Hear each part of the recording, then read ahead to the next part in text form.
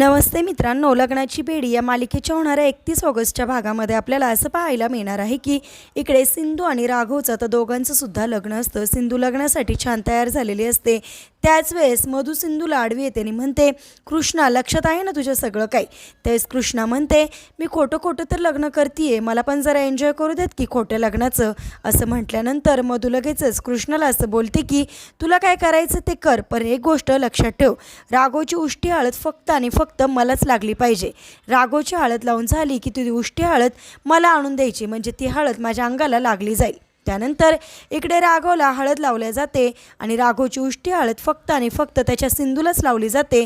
त्यानंतर सिंधू जी राघवची उष्टी हळद असते ती हळद मधूला न देता दुसरीच हळद घेते आणि त्या हळदीमध्ये खाज येणारी पावडर मिक्स करते आणि ती हळद मधूकडे नेऊन देते।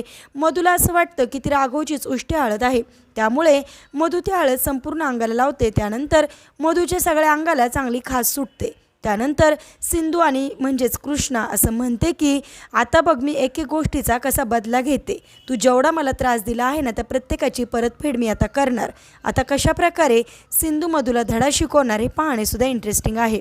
असेच मालिकेच्या पुढील अपडेटसाठी तुम्ही आपल्या रंजक मराठी चॅनलला नक्की सबस्क्राईब करा। थँक्यू।